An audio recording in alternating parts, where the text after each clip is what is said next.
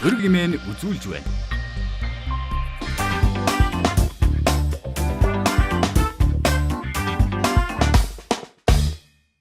Үзэгч та бүхэндээ энэ өдрийн мэнд хүргэе. Өрөг нэвтрүүлгийн шинэ дугаар эхлэж байна. За, Монголд давтай морил одоо нэрэн дурдгдсан байгаа нь бол интернет эмнэлэг байна л да.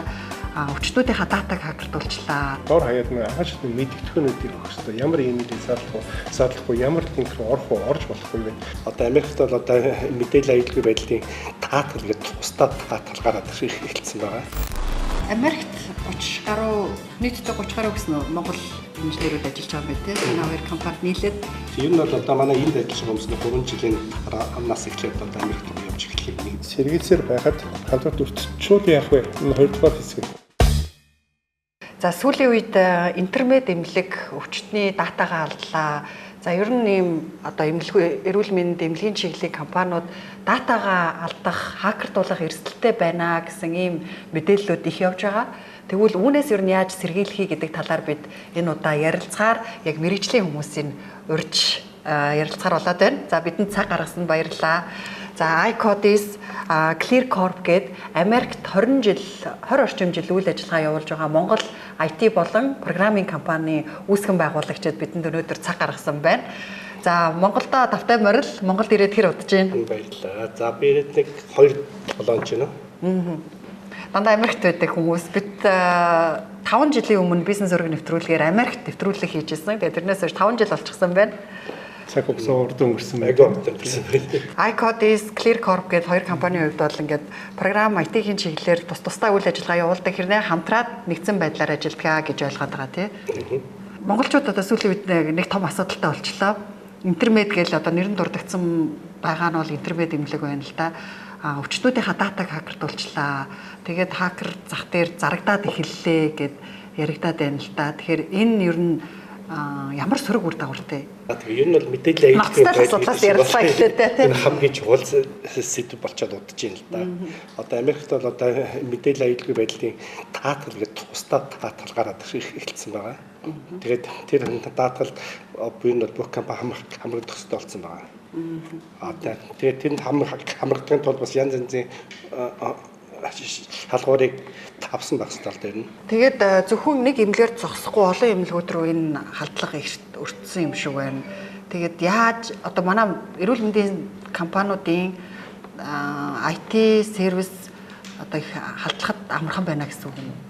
За ер нь бол энэ халдгаас яаж сэргийлэх үү, сүлжээг яаж сэргийлэх үү, тэр сүлжээний дотор байгаа тухайн байгууллагын дата өгөгдлийг хамгаалах уу гэдэг бол их оюутан асуудалтай системтэй цаасан хөгжлөгдсөн тэрийг даган бүрдэх ёстой энэ ажилтнаа. Манай Монголын түвшинд бол энэ цахим хөгжлийн яам холбогдох байгууллагууд бол хууль дүрмээ гаргасан байгаа. Тэр 19 он 22 оны хуулиуд гарсан байгаа. Одоо энэ хэрэгжилтээр анхаарал тавиад энэ дэр нэлээ нэгт ажиллахгүй болвол Монгол орн байна. Хакеруудын өртөхгүй байх тэр ер нь бол бид нэр тойроод яваад байсан байна. Одоо сүүлийн үед бол маш хэрчэнтэй өртөж байна л да. Тэгээд нөгөө эмнэлгийн байгууллагууд энэ бол их ноцтой болчихлоо. Тэгээд ер нь бол cyber security холбогдсон асуудал бол олон нийтэд зарлахын хэмжээнд зарлахгүй хэмжээнд нууцын зэрэг гэж байгаа. Хувийн болон байгууллагын чухал мэдээлэл байдаг учраас энэ дээр их цензуртай хандах хэрэгтэй байгаа. Тийм. Энэ хуулийн байгууллагууд энэ дотор оролцож ажиллах хэрэгтэй. Ер нь яаж одоо хамгаалах вэ гэдгийг ярихаас өмнө тэгээ халдлагад өртөөл үз. Тэгээ яах юм гэдэг ийм асуулт хүмүүстэй байгаад байна л да. Нөө сөрөг үр дагавар нь юу байх талаар нэг товчхон ярьчаа цаашаа яаж сэргийлэх талаар яриа те. Тэгвэл одоо эхлээд одоо нөгөө байгууллага мэдээлэл алдчихлаа. Мэдээлэл рүү орох боломж болчлаа. За тэр байгууллага ч бас олон жил тэр мэдээллийг цуглуулсан байгаа. Тэгээд хүүдэл ажиллагаанд тоглолтод эхэлж байна. Зөв хамгийн ихнийх нь бол тэр. Хоёрдугаар болохоор тэнд бол янз янзын хүмүүсийн мэдээлэл болон байгууллагын бизнесийн чухал мэдээлэлүүд байгаа. Тэрийг алдчихна гэсэн. За нэгэнт үр дагавар гэж яригдчихэж байгаа юм чинь хувийн мэдээлэл бол маш олон төрлийн юмтай холбоотой болно л да. Ирээдүйн амьдрал, улс төр, даатгал гэдэг. Америкт бол энэ мэдээлэл алдах юм бол маш ноцтой.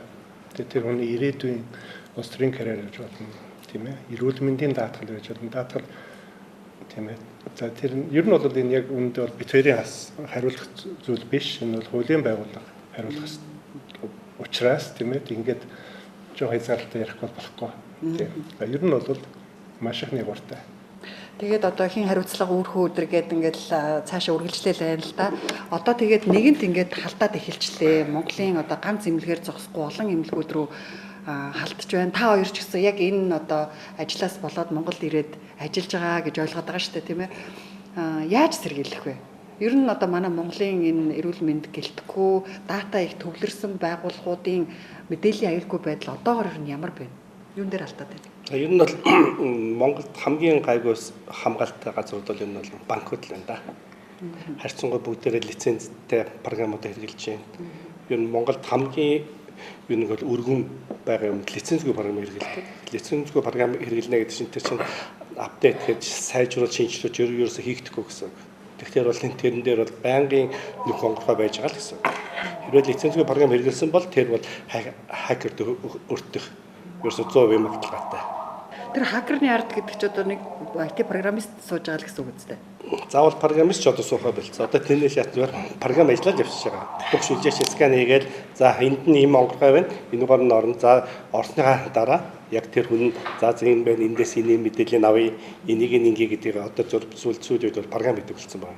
Тэгэхээр бараг өөрсдийнх нь тухайн байгууллагын хэрэгжилж байгаа програмаар дамжаад орчиж байна гэсэн үг үү? Угаасаа үйлдэл системээр дамжаад орчин гэсэн үг. Манайд бас нэг юм болохоор одоо ингэ шүлжээний аюулгүй байдал дээр бол шүлжээний скан гэх security scan гэсэн юм хийж байгаа. Тэрийг бол энэ бол жилд жилд 2 удаа бол заавалж хийх ёстой. Зөвхөн ганц тэг хийгээд болчтой юм шиг л дээ. Энд чинь бол хүний ургалтын ажил явуулж явах ёстой болно. Дээр нь байнгын 24 цаг 7 хоногийн монитор хийж явах ёстой. Шүлжээлүү бол байнга атак ирж явдаг. Тэр бол атакийг хараад энэ чи хасч явчих ёстой байхгүй юу? Тэрнээс зүгээр одоо бид нар нэг хүн хайр хийчлээ, хүн ажилд авчлаа, энэ хүн манай юу 2 удаа скан хийчлээгээд огсчдаг ажил биш л дээ. Тэгэхээр одоо компаниудад банкны шиг төлбөртэй систем авах ёстой гэсэн үг үү? Яаж одоо хамгаалтаа бүрдүүлэх ёстой вэ? Тухайн байгууллага одоо эмнэлэг, сургууль тийм ээ. Одоо дата их сургуулиудаг байгууллагууд дээр яаж сүлжээгээ хамгаалах вэ? Дотор нь датагаа хамгаалах үед хоёр асуудал гарч байгаа юм л да. Тэгэхээр орон тооны яг мэрэгжлийн хүнтэй байх хүн зөв. Тэгэхдээ нөгөө санхүүгийн боломж нь тэр болгон байх үгүй гэдэг асуудал байгаа юм л да. Ер нь шийдэл нь ямар байх вэ гэхлээр аутсорс нь буюу тийм ээ.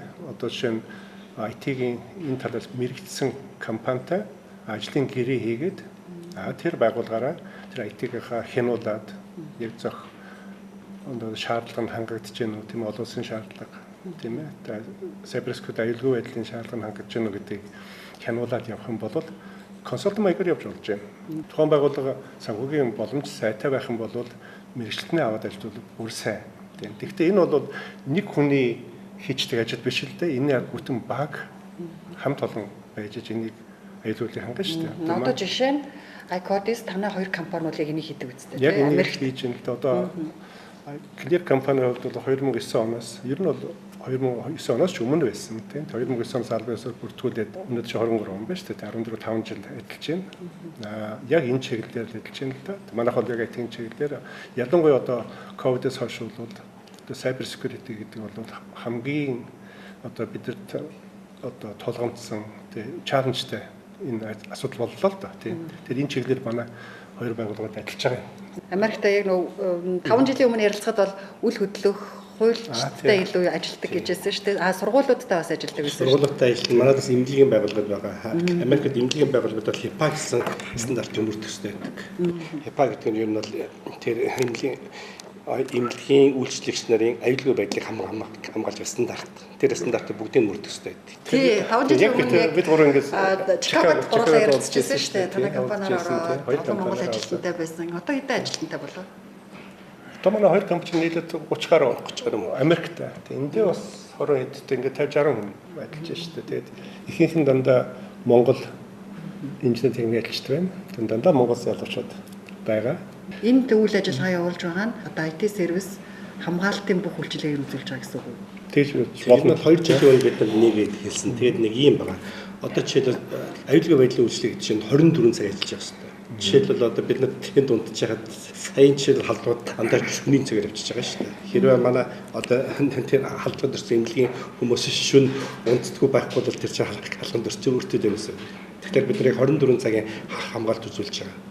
Тэнд хүмүүс унтж байгаад эмнэлгийн хүмүүс нь тэрийг мониторинг хийж байна гэсэн. Тэгээ манай одоо мэдээллийн сайтууд ч гэсэн халдлага бүртгэдэг. Шууд гинт нөө юу яадаг. Их хамталт өгөөд унгачдаг. Ачаал болохгүй. Олон арга байгаа л да. Тийм ачаал өгдөг чинь эхний нэг хэсэг байгаа. Одоо тэр нэмлэгүүдээр байгаа чинь ransomware гэдэг халдлага шүү дээ, тийм ээ. Файл юм уу програм систем дотор нь орж суурилж агаад тэгээд мэдээллийг кодлоод дахиад эргэж хөрвүүлэхийн тулд мөнгө нэгдэг тийм арга байхгүй. Сэрэмжлүүлэг болох үүднээс ярил одоо ямар байгаад халдлага яаж орж ирсэн бэ гэдэг дээр. Одоо Америк долларын стандарттай болж байна. Ялангуяа ковидос хойш бол байгууллага бол зөвхөн зүгээр нэг жирийн даатгал байдаг гэсэн бол одоо дээр нь нэмээд cyber security insurance буюу тийм ээ сайбрын даатгалыг давхар авч явдаг боллоо. Тэр нь болохоор нэлээд өндөр түвшинд шаардлага өндөртэй. За юунаас эхлэх вэ гэхэд за товчондоо ярих юм бол сүлжээний тоног төхөөрөмж, нийлүүлж байгаа тоног төхөөрөмж, хэрэгжилж байгаа тоног төхөөрөмж бол дэлхийн стандарттай байх ёстой нэгдүгээр. Хоёрдугаарт нь одоо софтвер гэж ярьж байгаа лицензийн асуудал. Түрүүнд дурдаад өнгөрлөө.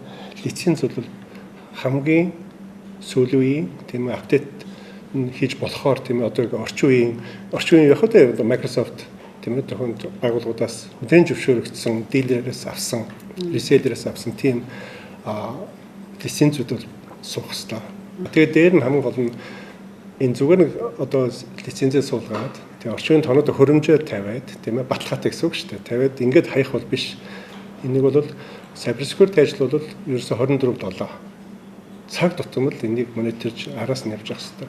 Дээр нэмээд хэлэхэд бол одоо хүн системийг хичнээн сайн хамгаалагдсан боловч тэн дээр ажиллаж байгаа хүн байгаа шүү дээ, тийм ээ. Ажиллаж албан хаагчд байгаа, тийм ээ. Эмч багш нар байгаа. Энэ хүмүүсийг сургах хэрэгтэй байна. Тийм. Cyber халдлагаас яаж урьсан зэрэг яг дор хаяад нэг агуулгын мэдгэдэгчнүүдийг өгөх хэрэгтэй. Ямар имэйлийг задлахгүй, ямар линк рүү орох уу, орж болохгүй гэдэг. Энэ бүхэн чинь шаартраасан сургалт байдаг юм да. Тэрийг манай компани Америкт бүх холбогдох байгууллагуудад зааж сургаж явдгийг. Тэгэхээр ер нь бол халдлага бол хувь хүнээс их хамаарч байгаа шүү дээ. Тийм ээ. Одоо пассвордыг бичээд юуныхаа мониторхоор тавьсан байж байгаа шүү дээ. Тийм. Пассвордыг хамаагүй хүмүүстэй хуваадаг. Тийм ээ. За тэгэхээр лицензийн асуудал бол манай Монголд бол дандаа cracked гэж ярьж байгаа тийм ээ. Аль биесний биш хуулаад копидэд тавьсан лицензүүдийг их хэрэгжилж байна. Их компьютерууд сүлжээнд хэрэгжилж байна. Тэр нь л одоо апдейт хийж чадахгүй. Тийм ээ. Microsoft чинь сар болгоны 2 дугаар долооны 2 өдөр гаргадаг шүү дээ. Patch гэдэг тийм ээ. Тэрийг хийж чадахгүй, апдейт хийж чадахгүй болохоор л тэр чинь цоорхоо өсөж байгаа байхгүй юу? Өөрөөр хэлбэл Porsche болгоо тавьчихлаа гэсэн үг шүү дээ. Лиценз гэхдээ амар үнэтэй ах уу? Тэд биш л дээ бас. Энэ чи юм алдах чинь илүү үнэтэй биз дээ. Тий. Чи нэг хямдхан юм дээр мөнгө хэмж ягаад бүх компаниуд ажиллах боломжтой авах шаардлагатай компани гэхээр их дата төвлөрдөг компани л авах хэрэгтэй мөн IT бүх хуулийн дагуу тохиогч ирэх гэж байна тийм ээ. Юу нь бол хулгаал гэсэн үг шүү дээ. Одоо ингээд тэгвэл Америкт бол ингээд сургууль дээр ч үгүй юм уу эмнэлэг эрүүл мэндийн байгууллага зайлшгүй хуулийн дагуу датагаа хамгаалах лиценз ашиглах ёстой гэсэн шаардлага байт юм биш. Манай тим юм байхгүй. Бүх компани.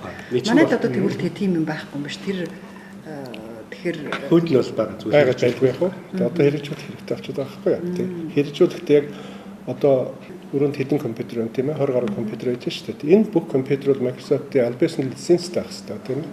Тэрнээс эхлэх шүү дээ тийм ээ. Тэрнээс эхэлж байгаа. За энэ зүгээр хэрэглэгчийн төвшин шүү. Тийм үү. Үндсэн хоёр програм бид нар ярьж шүү дээ. Microsoft-ийн тийм ээ одоо үндсэн operating system болоод аль биесний хастай нэгт. Хоёрдугаар нь дээр нь ажиллаж байгаа програмууд аль биесний хастай. Office 365 гэж байж шүү дээ тийм. Одоо энгийн жишээ. Энэ бол аль биесний лицензтэй байх хэрэгтэй.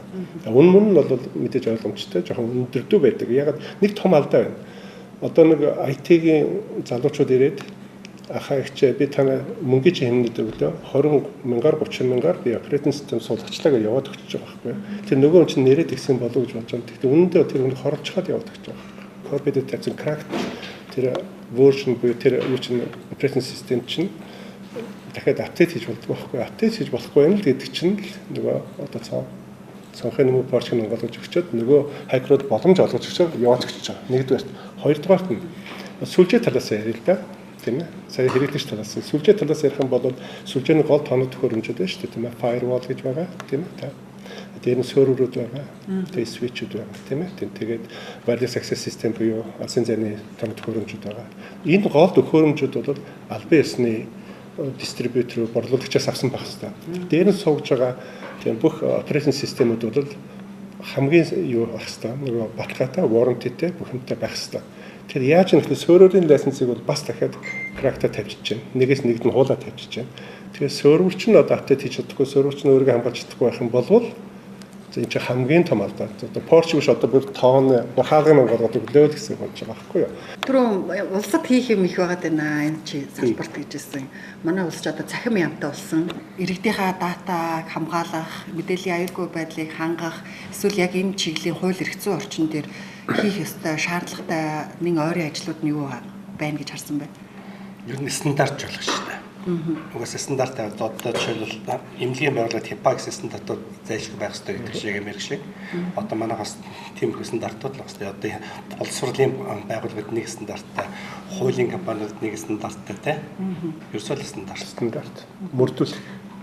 IT парк дээр манай эмнэлгийн байгууллагын ажилтнуудтай уулзж байсан шүү дээ. Тийм цахим хөгжлийн яамнаас тэн дээр бол бүх дүрм журам батлагдсан. Тэгээ одоо энийг мөрдгөл ажил хэрэгтэй байгаа. Тэгэхээр энэ бол ер нь хамтын багийн тоглолт байхгүй юу? Зөвхөн одоо IT-ийн компани ажил биш, тухайн байгууллага тийм энэ яг хамтран ажиллаж ижил энэний ард гарна. Тэгээ хакерууд чинь ингээд биднийг хараад ингээд зүгээр сунж байгаа байхгүй шүү дээ. Тэнд чинь тэд нар юм хийж. Бид нар хөгжөөлөө. Бид нар хөгжөөл амжилтыг сууж байгаа. Бид нар ямар авдаг гарахыг хүлээгээ сууж байгаа. Тийм одоо сүлжээнд нь ямар сорхоо байна гэдгийг хараад хянаад сууж байгаа. Нэг орж чадах юм бол тэд нар чинь ингээд удаан хугацаагаар байна.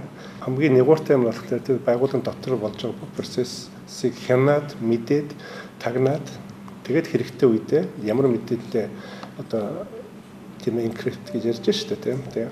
Кодлох уу. Тэгээд хэнийг яаж шантажлах уу гэдгийг хараад сууж байгаа.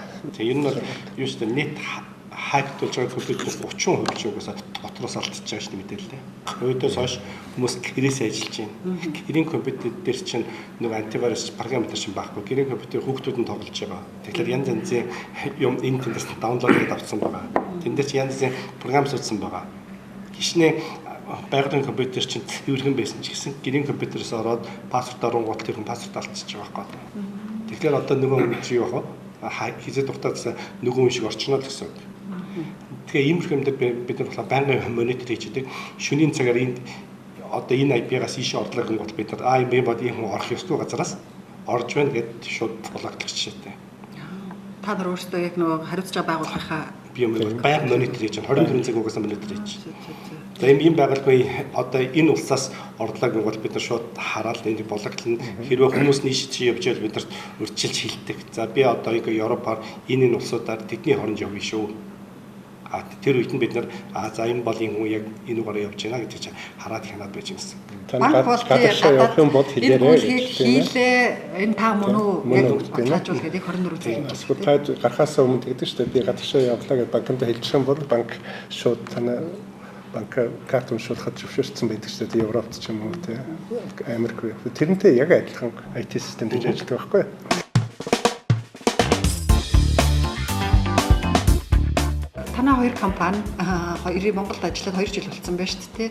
Тэгэхээр Монголын стандарт үйлчлэгдэхгүй байна гэсэн Америкт бол одоо ингээ хатуу стандарт мөрдөгдөж эхэлдэг гэсэн л дээ. Тэгэхээр яг танайхтай хамтарч ажиллаад энэ стандартыг мөрдүүлээд мэдээллийн аюулгүй байдлаа маш сайн хамгаалсан компани жишээ байна уу? Яаж хамгаалагдаж байгаа гэсэн үг?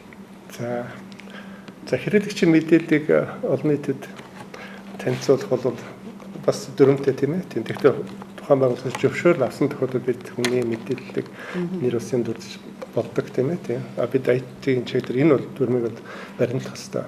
Бид түрүүнд дурдсан нэг Америкийн стандарт гэж байгаа. Америкийн стандарт бид нэр олон улсын стандартыг ярьж байгаа юм да. Мөрдөгдөж байгаа стандартыг ярьж байгаа. Тэгээд бид зөвшөөрөл авсны үндсэн дээр бол манай асарт мэд гэж юмдаг байгаа тийм ээ. Бид тэнд бол яг олон улсын стандартыг бид IT дээр нь мөрдсөн. За тэр нь бол манай компанийн модель имлэг юм л да.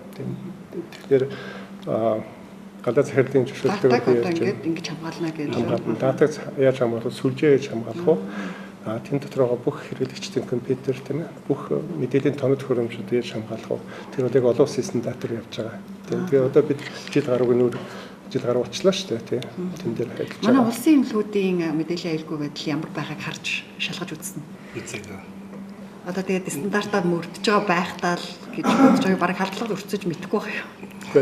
Биднэрт бол хэсэлт ирсэн тэн дээр тийм ажиллаж байгаа байна. Гэхдээ эргээд нөгөө хэрэглэгчийн хувийн мэдээлэл аюулгүй байдал үүднээс бид одоо нэрийн дурдах боломжгүй байгаа тийм.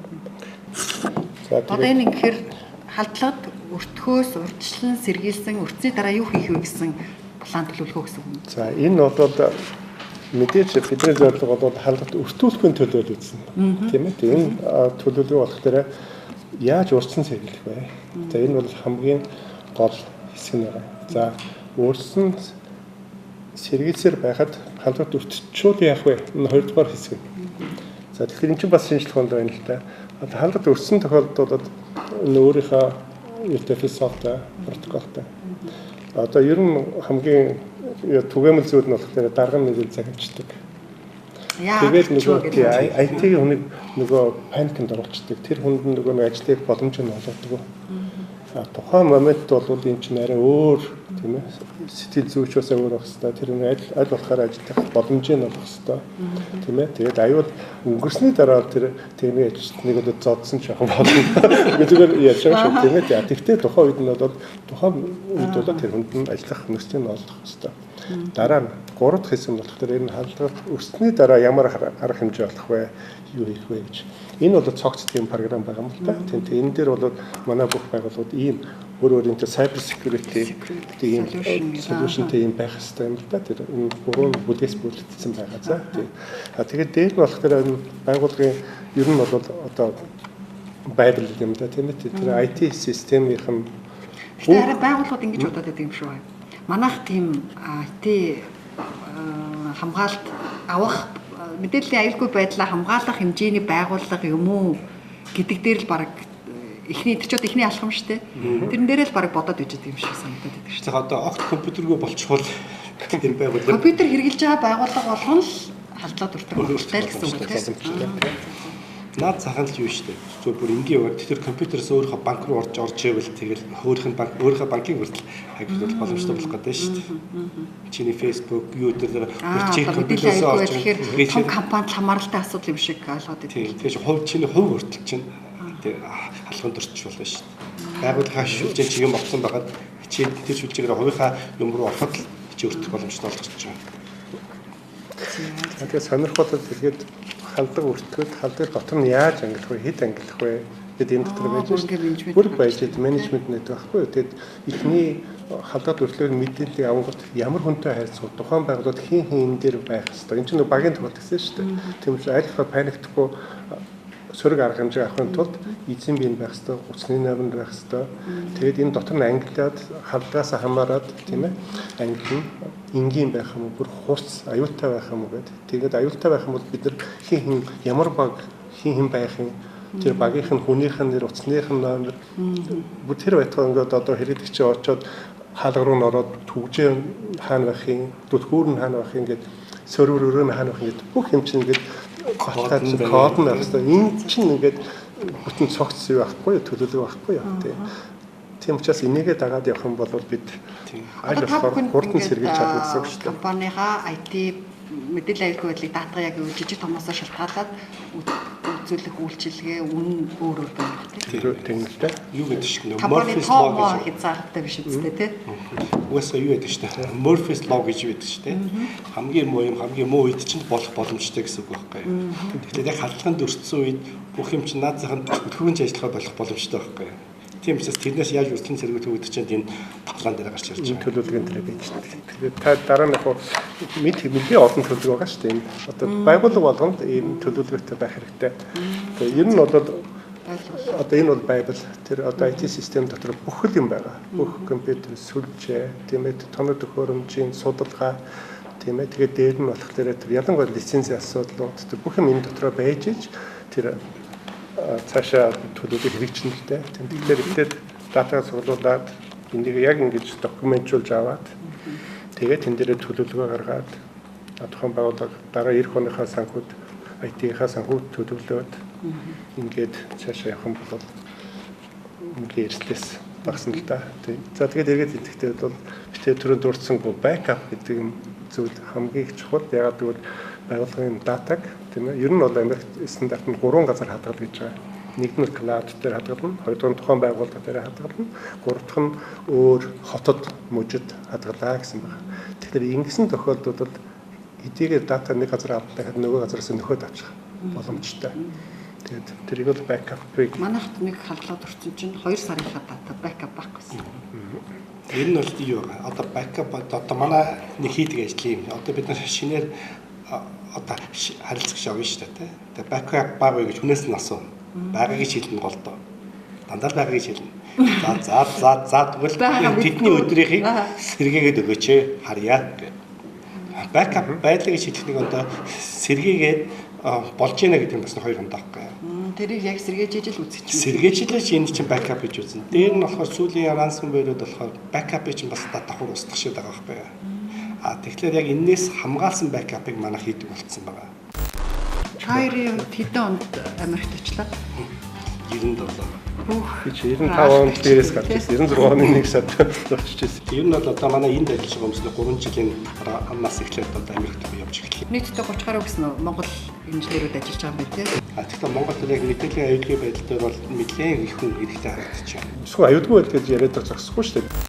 За Америкт 30 гаруй нийтдээ 30 гаруй гэсэн нь Монгол инженерүүд ажиллаж байгаа юм байна тийм. Энэ хоёр компанид нийлээд Монголд ирсэн байна. Ажилтнуудаа яаж сургаж авч гин энэ салбарт одоо энэ өөрчлөгдөж байгаа мэрэгжлийн чиг хандлага байна уу? Ер нь бол 5 жилийн өмнө ярилцж байхдаа бол одоо хүмүүсийг их сургаж авч гин өөр чиглэл мэрэгжилтэй хүмүүсийг ч гэсэн их IT-ийн инженер программист болгож авч гин гэж ярьж байсан. Ер нь бол одоо манай энд ажиллаж байгаа хүмүүсийн 3 жилийн амнаас эхлээд одоо Америкт явж эхлэхийг нэг хэрэг ч юм уу хоёр ч юм уу. Ингээд бид нар яг энэ өөр стандартыг хэрэгжүүлсэн. Энд яг сургалтаар явж байгаа. Энд хамгийн тухайн 3 жил ажиллах хэрэгтэй. Тэгээд бид нар салбар хоорондоо хүн авч эхэлж байгаа гэсэн үг байхгүй юу. Тэгэхээр энд бас интернет бол бид нар байнгын хүн сургаж байна л гэсэн үг. Гэтэ мэрэгжлийн хүмүүсийг авч сурах уу? Одоогоор манай хамгийн энэ бол сүүлийн үеийн оюутнууд энэ 4-р курсээс 3-р курсээс оюутнууд эхэлж хадгалжаал. Тэгээд дараа нь ажиллаж болоод тэгэл эхэлж байгаа. Одоо ингээд мэдээллийн аюулгүй байдал маш чухал юм байна гэсэн ийм ойлголтууд тэгээ ямар ч байгууллага дээр бизнес дээр үүсэж эхлэхээр энэ чиглэлийн одоо мэрэгчлэнүүдийн эрэлт ихсэх баг л та. Энэ чиглэлээр одоо Монголд сурж байгаа хүний нөөцийн тоо хэр их байна? Тийм бол их байгаа. Тэгэхээр Монголд яг мэдээллийн аюулгүй байдал дээр бол нэлээд их хүн хэрэгтэй харагдаж байна. Миний харж байгаагаар хүмүүс бол байх үед байна. Гэхдээ нэг стандарт байхгүй учраас нөгөө хүн зөвхөн л хийдэг юм хийн. Наад зах нь 24 цагаар одоо монитор хийх чинь нэг хүн дундахгүй байна гэдэг чинь хэцүү болчихно үстэй. Тэгэхээр яг л иймэрхүү яг Америкт байдаг шиг яг манай компани шиг иймэрхүү компаниуд олноор үүсэх байх л та. Тэгээд аутсорсон байдлаар та нарт аюулгүй байдлаа бүрэн хангаад даатчихна шүү дээ тийм. Их юм бол одоо нэг бараг ойролцоогоор нэг хүний цалингаар ардаа бүхэл бүтэн нэг компани ажиллуулчих боломжтой болчихно гэсэн үг шүү дээ. Нэг хүнээс хамаарч алдаахар нь бага хоног шүү дээ. Энд ажилласан зүйл бол за нэг байгууллага бол нэг IT-ийн тийм ээ мэрэгчлэнтэй гэж байгаа. Тэгээд нэг хүн дээр төвлөрч хамаарсан болчихж байгаа. Тэр юунд хүрэх вэ гэхээр түүний амьдрал болсон тэр хүн өөртөө аргэрийн тийм ээ зовлон гарч болно. Байхгүй хугацаанд нь IT зогсох уу? Тийм боломж байхгүй шүү дээ. IT бол тэр 24 цаг мөч болгон тэр монитордож аюулгүй хангах хэрэгтэй байна. Эсвэл аюулгүй байл гэж яриад зогсохгүй шүү дээ. Бид нар чинь шинэ үйлчлүүлэгч авна. Тэн дээр очиж дүгнэлт өгнө. Тухайн том жижигээс нь хамаарат тийм ээ. Тэр байгууллага ямар шаардлагатай IT-ийн систем байв. Тэр системийг бид нэр зохион бүтээж өгнө. 5 жилийн өмнө бүтээгдэхүүн хөгжүүл дээр нэг ямар аппликейшн мэлээ гаргаад нэг сая дахь хэрэглэгчээ тэмдэглэж ирсэн. Bar membership гэж. Тий, одоо ямар бүтээгдэхүүнүүд гаргаж байна? Одоо бид нар Bar membership гэдэг нохооны паркны юу бас хэрэгжүүл явж байгаа. Америкт, Европт ийм нохооны паркууд аяг юунд орж ирэл та. Модонд орж эхэлж байна гэдэг юм уу? Парк. Тийм. Нохоогоо тоглуулад өөрсдөө тэндээ юм бид нар уугаад тий. Ингээд одоо team системүүд юу нэлээд гарч эхэлж байна. Тэгээ бид нэр тийшээ бас нэг шинэ продукт оруулаад байж байгаа. Одоогоор бид нэг 20 мянган нутагтай болоо. Манай систем хэрэгжилж байгаа юмнууд. IT үйлчилгээ үзүүлдэг чиглэл гэх юм уу те энэ хичнээн ямар салбарт хичнээн байгууллагыг одоо Америкт хариуцж ажиллаж байгаа юм. Нийтдээ бол нэг 100 гаруй хэрэглэгчтэй. Тэгээ өдөр тутам бол бид нэр харьцаж байгаа нь бол 50-60 байдгийг өдөр тутам гэсэн үг. Ер нь хуугаад үзэхэд бол манай том үйлчлэгч бол юу нэг сургуулиуд байдаг. Манайх 3 сургууль хариуцдаг да 3000 орчим компьютертэй. Эстээс хамаарат 1200-1500 хүүхдүүдэд хариуцж явдгийг. Эхнийх нь дараах нь болохоор манайх хуулийн байгууллагатай бид нэр их олон жил ажиллаж байна. Тэгээ Америкийн өөр харсан бүтэч өндөр өндөр даунтауны өндөр байшингууд шүү дээ. Ер нь бол хоёр байшаа алгасаар манай нэг хуулийн ферм байгаатай. Тэгээ веб дотор ороод үзэх байх. Тэгээ манай маш олон сайн хуульчуудтай бид олон жилийн хамт ажиллаж байгаа. Нэлээд тэр нэр мэндийн асуудал тэрний хард талд хамт олонны маш их чармаалтай ордог юм байгаа. Тэр хуулийн байгууллагатай бид ажиллаж байна. Гурван нь болохоор банк санхүү үйл хөдлөх тийм ээ тийм бизнесийн байгууллагатай бид дээр нь имлэг орж ирсэн байгаа шүү дээ манайх тийм ээ. Одоо сургуулиудын IT аюулгүй байдлыг хамгаална гэхээр яг яаж нэгсэн үг? Тэгээ сургуульчид бид нар ч одоо хэдэн жил ажиллаж байгаа 20 гаруй жил 20 гаруй жил ажиллаж байна. Энэ сургуульчин бас юу шүү дээ. Одоо жишээл яг манайх шиг юм байна л дээ. Тэш бүх юм контрол тавих хэрэгтэй. Тэгээ одоо ямар сайдруу хэрэглэж гэж ярьжсэн тий. Тэгвэл хүүхдүүд орж болдог газар руу тэрийг хараад гэж байгаа. Тэр чармд хүүхдүүд чинь бас тийм тэнэг биш үү сүүлийн үед ухаантай. Энийг яаж энийг баг ингэж яаж болох юм гэдэг бас бодцсон байна. Тэр болгон дээр бид нар чинь ингэж харж байгаа. Энэ тийм ордлого хийж байна. Тэрийг наа. Таны хувьд бас Чикагод байгаа Монгол бизнес эрхлэгчдийн бизнесийн зөвлөлийг удирдах ажиллаж байгаа тий. Чикагод байгаа Монгол бизнес эрхлэгчдэр сонин сайхан юу байна? Зөвлөл нь юу хийж байна ойрын хугацаанд? За манай байгууллагад 2 жил гаруй болж байна. Манай Чикаго бизнесийн зөвлөл нь одоо 30 гаруй гишүүнтэй болсон. Таны ирэхэд 60 дэсэн шүү дээ. Тэгээ одоо 30 гаруй бүргээ хэлсэн. Энэ 2 жилийн хугацаанд 40 гаруй тоонтой арга хэмжээг зохиосон. Чикаго монголчууд маань ер нь бол маш хамгийн олон монголчууд суурьсан гэж тодорхойлогдсон шүү дээ хот шүү дээ тийм ээ. Одоо хэдэн монголчууд вэ? Одоо давхарсан тохор бол одоо албаас биш л дээ. Тийш өнгөрсөн. Тэгээд 20 гараад явсан байна да. Тийм. Монгол бизнес эрхлэгчдийн тоомод өссөн. Одоо албан бус тоомод 800-аас 1000 гаруй явсан шүү дээ. Тийм ээ. Чиг монголчуудын бизнесийн зөвлөлийн үндсэн зорилго нь бол ерөөсөө Монгол Америкийн хооронд бизнестэй хооронд гүүр болох тийм ээ. Хамгийн гол нь бол тэнд ажиллаж амьдарч байгаа монголчуудаа дэмжих гэсэн зорилготойгоор байгуулсан байгууллага. Тэгээд тэнд илүү их бизнес монголчууд их төвлөрөөд байна. Бизнесүүд илүү хөгжөөд байна гэхээр Чикаго илүү одоо таатай байна гэсэн үг бизнес эрхлэхэд. Тийм л гэсэн. Тэгээд хагаа гарна гэсэн Монголтай адилхан үйл болон 100 болно. Тий хүүтэй төлөвлөлттэй байна. Тий. Ер нь л яг Монголд арай бас илүү юм болоо. Олон хүнтэй. Монголчуудыг их төвлөрөөд байгаа болохоор за ер нь тэнд очиж амьдрий гэж бодоод идэв болоо. Тэгээд угсаа хүмүүс нь тэнд удцсан болохоор арга олдсон учраас нэг туслах нэг амрах шиг байна. Ямар төрлийн бизнесүүд илүү их байна монголчуудад? Трак их шүү. Бид судалгаа хийж үзсэн. Гоо сайхны салуу их. Тийм, судалгаа хийж үзсэн. Хамгийн эрэгтэй хүмүүс нь их төлхөө ажиллаж байгаа салбаруудыг харах учраас тракийн бизнес байна шүү дээ, тийм ээ. Эмэгтэйчүүд нь гоо сайхан, тийм ээ. Массаж юу маникюр гэдэг яваадаг тийм бид шүү хомсныхантэй. Тэгээд бид нар судалгаа хийж үзсэн нөгөө зөвлөлөө хашгуумаар тийм. Тэгээд эхний хоёрт бол манай яарахгүй энэ хоёр салбар байсан. Тэгээд одоо залуучууд төлхөө манай IT-ийн салбар байна тийм ээ. Тийм нийтийн үйлчлэгээний ганц ресторан. Тэгээд машин засвар, имлэг, санхүү, тэгээд real estate. Ер нь тэгээд бүх салбарт монголчууд ер нь жигтгэн орцсон шүү дээ. Бид нар чинь нэгдүгээр үеийнх нь улсад байна. Хоёрдугаар үеийнх нь чинь одоо коллеж сургуулаа төгсөөд тэгээд тав талын мэргэжилтэй болоод ингээ гараад ирэхлээр нэг 2-3 жил ажиллаж байгаад ер нь өөрийнхөө хувийн бизнесийг эхлэе гэдэг тийм санаачлан хэтүүлэхүү байх юм. Тийм учраас Монгол бизнесүүд улам л их олон болж байна. Хайрын хэдэн онд Америкт очлаа? 97. Би 95 онд дээрээс гарч ирсэн. 96 оны нэг сард очиж ирсэн шүү дээ. Очвол тэгэл яг мэргэжлийнхаа чиглэлээр л ажиллацгаасан гэсэн үг. 2001 оноос эхэлж ажилласан болоо. Очоо янз янзын ажил хийсэн. Ялчгүй танаа хоёр компани бол бахархалтай тий хаа байсан Америкт тэгээ 30 гаруй инженеруудыг ажилуулад IT-ийн чиглэлээр ингээ мэрэгшиж ажиллаж байгаа гэхээр бас бахархмаар компани шүү. Компанийнхаа зүгээс ч гэсэн тэр зөвлөлийнхаа зүгээс ч гэсэн зөвлөөс оруулаатай юм л да.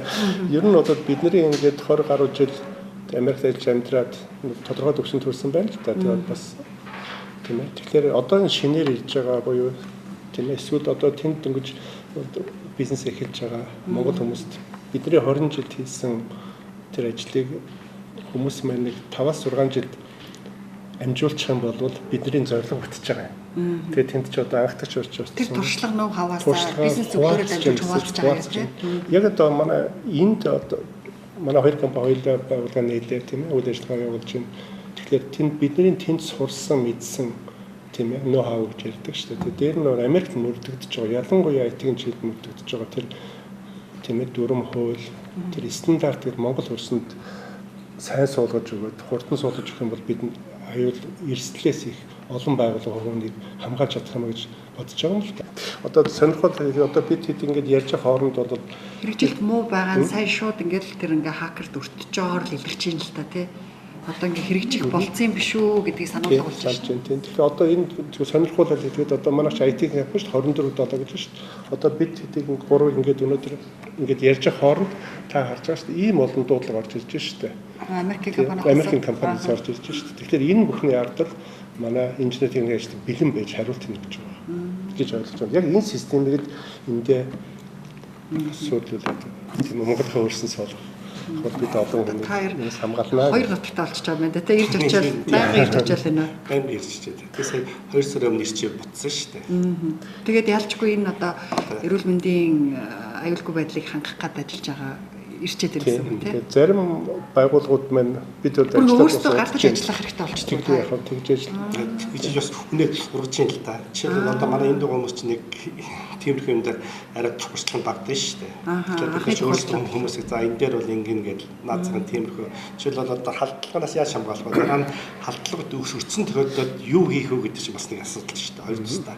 Тийм ээ. Дахиж тэр халдаад өртөхгүй байхын тулд юу хийх вэ? За баярлалаа. Нэвтрүүлэг бидэнд цаг гаргаж яг энэ цаг үед одоо хүмүүс их анхаарах бах. Тэгээд ер нь нэр компани бизнесийн байгууллагын одоо мэдээллийн аюулгүй байдал яаж чухал, яаж хамгаалах ёстой вэ тал дээр хэрэгтэй мэдээлэл өгсөнд баярлалаа. Ажилтны амжилт хүсье. За баярлалаа.